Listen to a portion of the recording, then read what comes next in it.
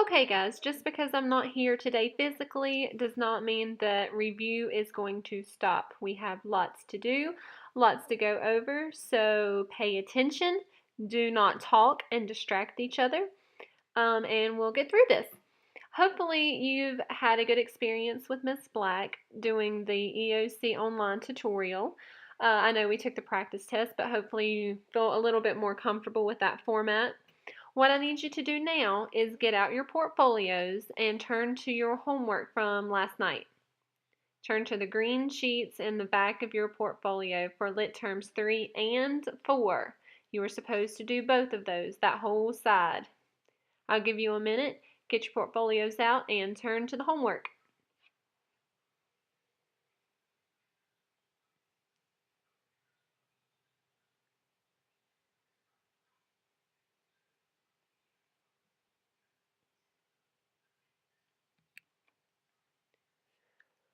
Okay, let's go over the homework for those of you who did it. Hopefully most of you did.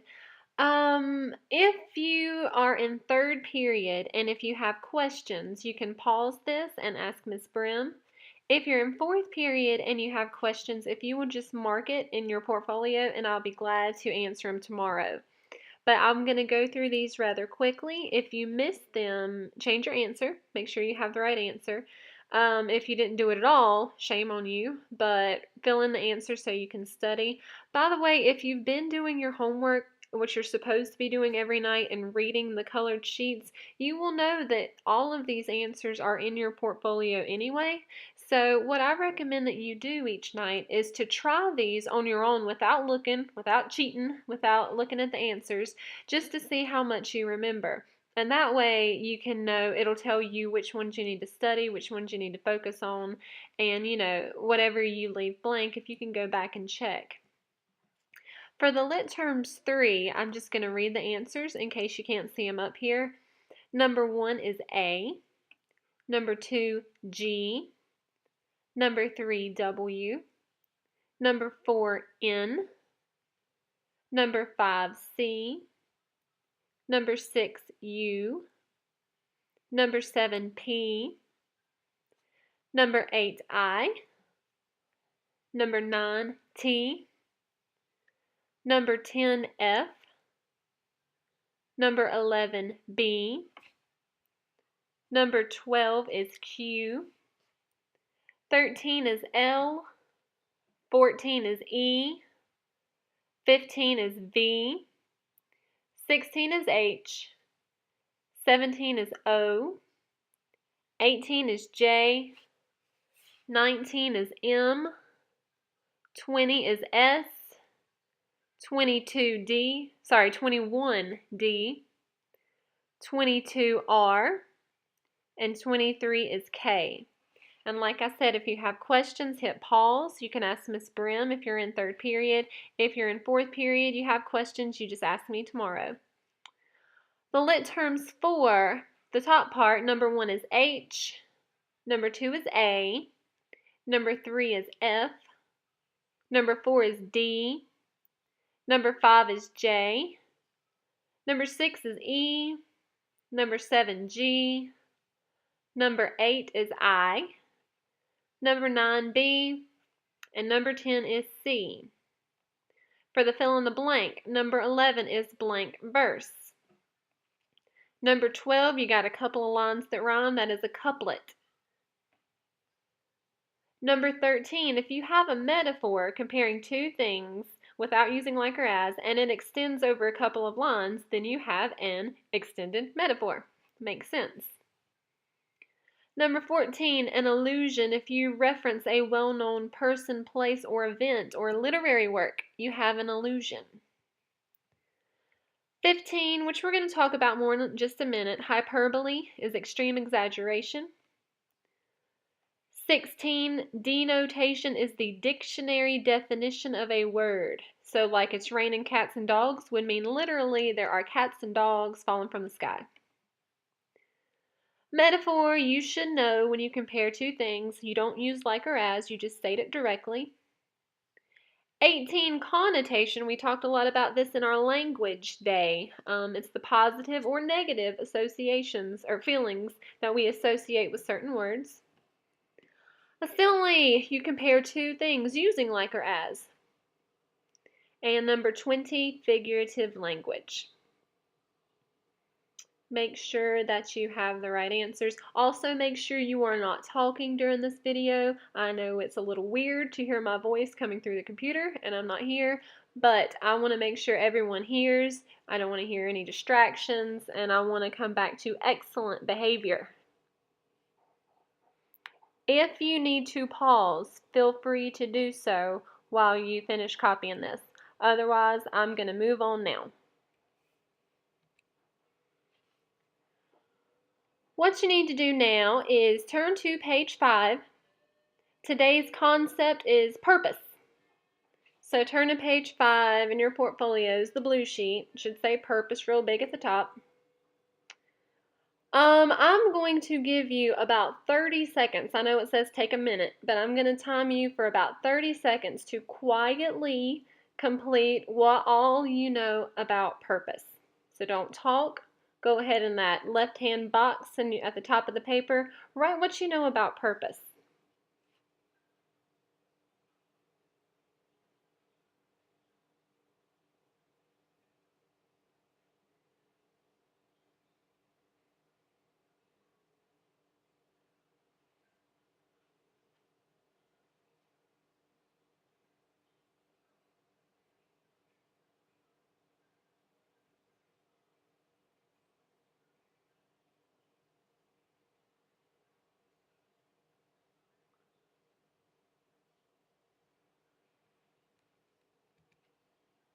Okay, everybody stop and look up here.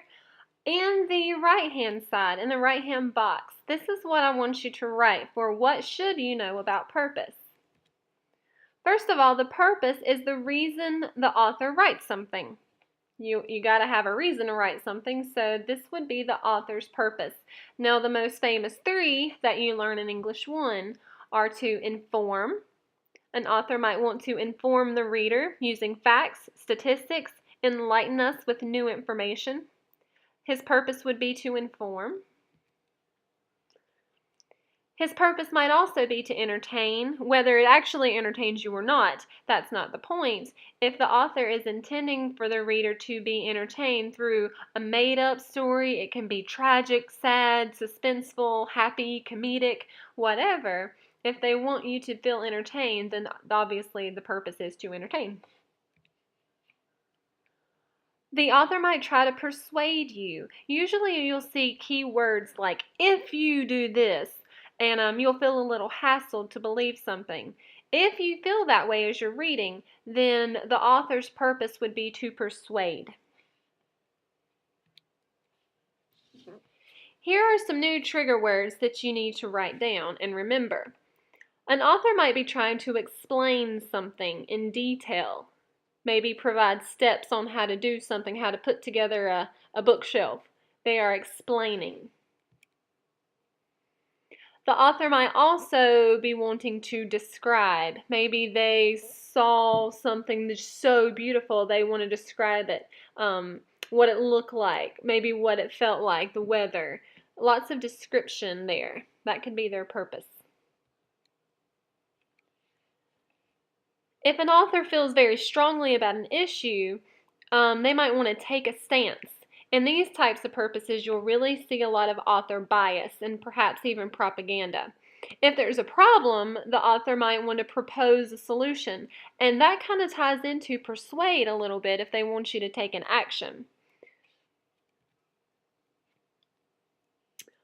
Another purpose is to evaluate and judge. Maybe you want to become a sports writer and you watch a game and you want to evaluate like the pros and cons of playing certain players or judge what the right decisions were in the game or the good moves. Your purpose then would be to evaluate and judge. A lot of times when teachers assign research papers, you as the researcher, as you write your paper, your purpose is to inquire and explore. You might want to look up certain facts about a certain issue. You want to explore the outcome. That would be your purpose. And finally, a purpose could be to express and reflect. You want to write about your favorite vacation. You had a fight with a friend and you want to reflect on how you can make things better. This would be the writer's purpose. Now on the EOC, which does not reflect real life, but on the EOC on a multiple choice, only one of these will be the right answer. However, in real life, an author might have more than one purpose. Take Elie Wiesel, for example, in Night. That is his reflection, that is his expression of his memories of the Holocaust. But that's not the whole purpose. I mean, he is also informing the reader about the Holocaust. A lot of times he's evaluating and judging certain situations. So a piece of writing can actually have more than one purpose.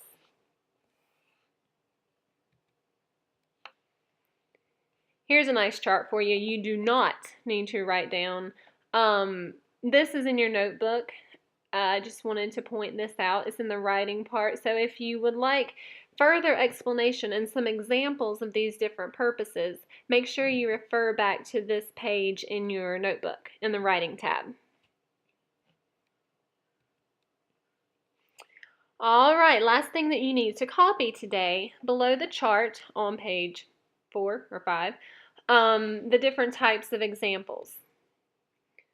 For the multiple choice, you need to write down. Now again, our concept is purpose. For what purpose does the author use repetition in the text? A, to inform the reader. B, to emphasize importance. C, to persuade the reader. D, to create confusion. Now, we don't have a text to go along with this question, but using your noggins, using your brains, and process of elimination, obviously if an author is using a lot of repetition, it probably would be B, to emphasize importance.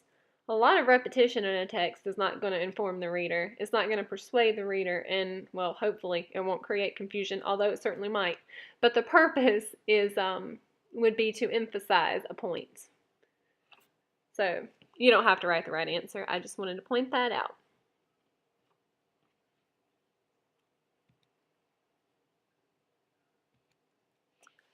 For the highlight question, you could say, click the sentence that shows the author's purpose. Easy enough.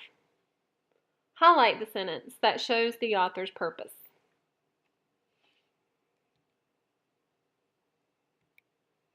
And finally, the constructed response might say something like, how does the author introduce, develop, and draw connections between ideas and events? Use examples to support your response. Now, you don't see the word purpose in here, but this question still relates to purpose because it's asking why the author chooses some of the things that he or she did. So I'll give you another minute to finish copying the examples of questions. If you need to pause, because I'm not there to see if you're still writing, if you need to pause, feel free to do so until everybody's caught up.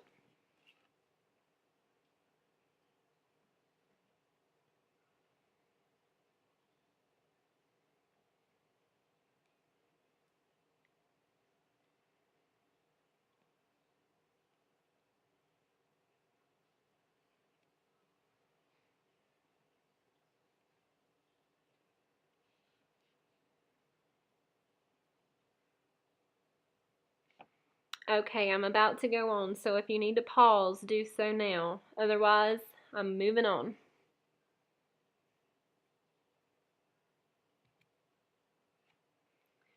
Our constructed response tip of the day is very, very important. The other day we talked about avoiding sentence fragments and run-ons, making sure you write in complete sentences. And today's tip is to use formal tone. Don't sound like you're in first grade. Don't even sound like you're in 10th grade talking to your buddy. You want to sound very academic and scholarly. Don't use cliches or vague statements. You don't want to say stuff like, that's a fact, Jack, or anything like that. You want to use academic language. You must learn to get away from generalized informal writing. There is a time and place to write informally, and it's perfectly fine. In a journal, in an email, a letter to your friend, a text message, whatever. Hopefully you're not texting right now. If so, teacher, substitute, please take their phones. You can't write like this when you are writing something for academic, especially for the EOC. Make sure you don't use slang words like guy. Be more specific like man, author, whoever. Don't say dude or chick or y'all or sup or any other slang word. I know I've went over this before, but here's an example of a sentence that came out of my senior class a couple years ago, and we were reading Beowulf, and one boy wrote, Hrothgar seems like a cool dude, but I would not want him to be my leader. Beowulf is a straightforward bad A. Now, he wrote the letter A, thinking that that was appropriate, but really all of these slang words is not appropriate for an academic essay. You also want to make sure not to use idioms or cliches or any trite expressions. You need to just say what you mean. Here's an example of what not to do from the same essay. Hrothgar is a pretty good guy when the going is good, but when the crap hits the fan, he falls to pieces. For example, he's cool when the party's in full swing, but when Grendel comes in, busting up the place, he loses all control. Now, this kind of language is fine when you're talking to your friends, and it sounds cool, like I like it.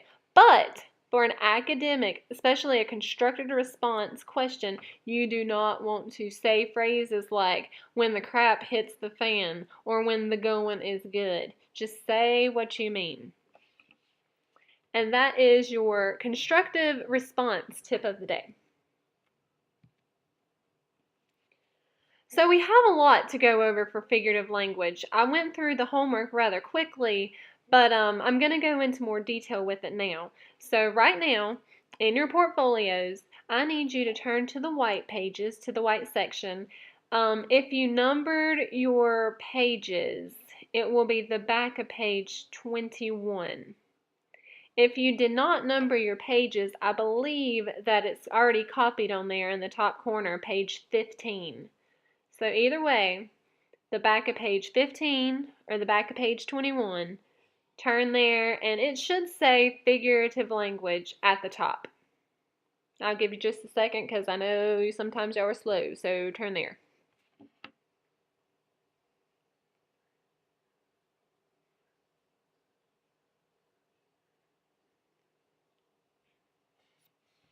If you need to pause at any moment, feel free to do so.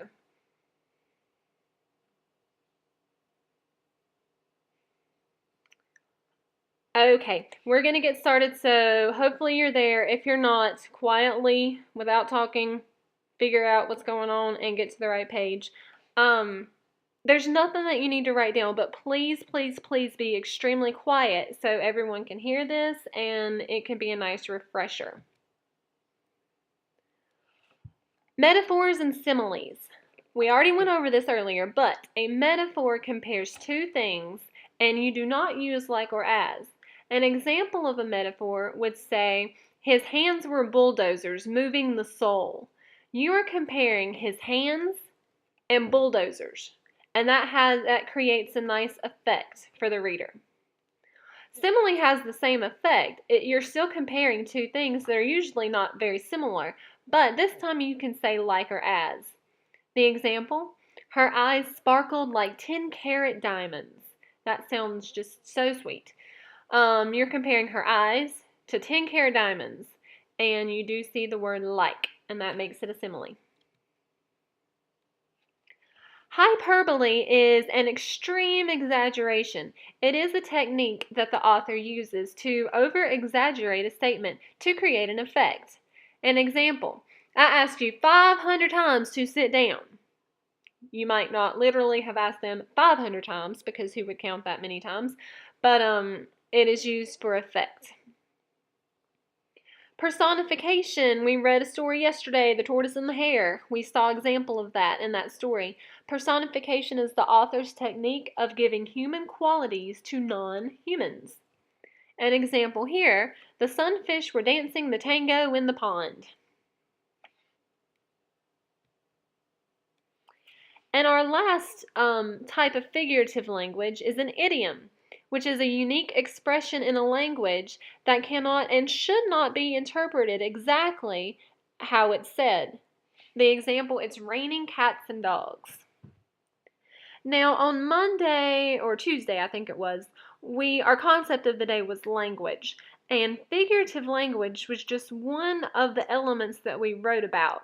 But you can see here that figurative language in itself has a lot of different things that go with it.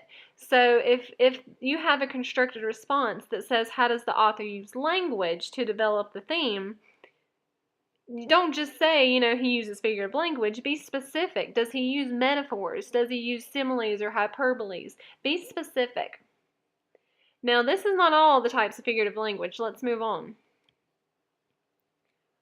We also have imagery, which is very descriptive language.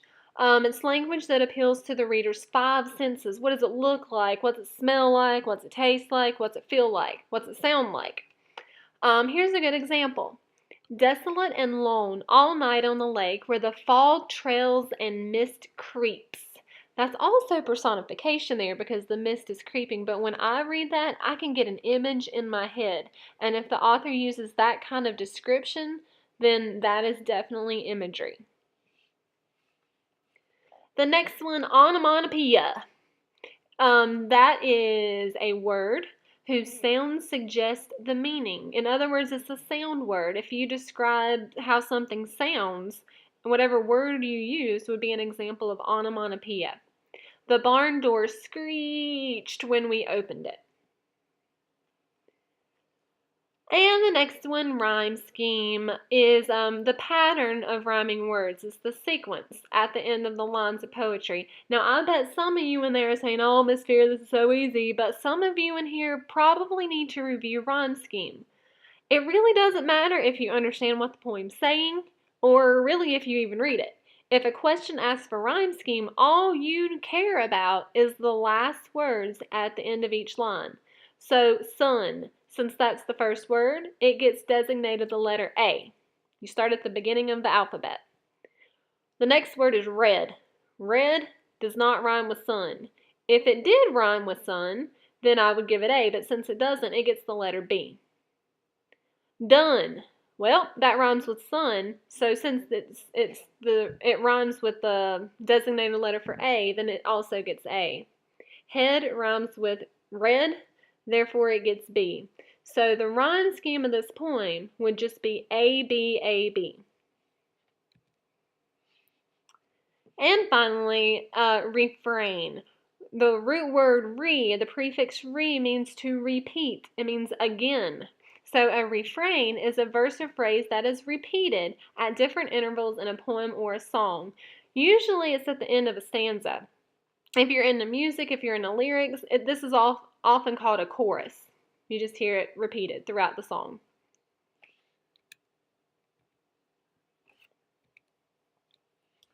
Now, we talked about symbolism yesterday, but just to review, because it is part of figurative language, symbolism is an object used to represent something else. It's a tangible item that represents an abstract idea. So an example here, an outlaw's gun symbolizes proof of manhood. So the gun here would be the symbol, and it stands for manhood, manliness. Tone is how the author feels about the subject, the author's emotional state of mind, or his or her attitude about the subject. The sentence here says, the once bustling midway of the fairgrounds was now empty and trash-laden. The tone used by this author would be sad because the fair is ending. Talking about the fairgrounds, says now empty and trash-laden. That imagery there creates a sad tone. We got alliteration, which is the repetition of consonant sounds. Now, if you have a question, especially a constructed response question, and it says, how does the author use figurative language or what effect does the figurative language have on the reader? You could say, if the poem has alliteration, that the author uses alliteration to create a musical effect or to emphasize certain words. Often we hear alliteration used in advertisements and commercials and even songs. So an example of alliteration would be, yes, garbed all in green was the gallant rider. And we see the G sound repeated. Dialect is also considered figurative language, even though I would really put it with another category, but in your portfolio it's under figurative language.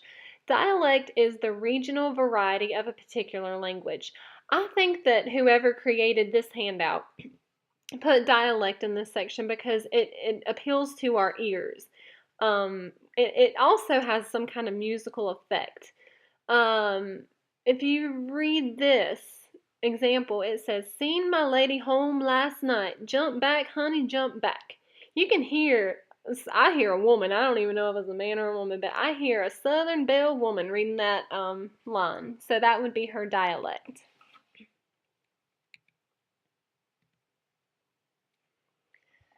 Now, in just a minute, I want you to complete the practice on the back of page 16 or 22. If you numbered all your pages, it would be the back of page 22. Hopefully, as we went over these words, you followed along in your portfolio. There's just a few things that I want you to complete. Just don't start yet, but I want you to complete the back of page 16 and 22. Continue on to page 17. So you're going to be doing two sides here. I will check this tomorrow. But hold on. That's not all you're going to be doing. I'm not going to go over the fictional elements because I feel like we've been talking a lot about those, especially in the warm-up, because you've seen a lot of them on your homework already this week. I do want you to silently and independently read over the fictional element terms on page 17 or page 23 if you numbered in your portfolio.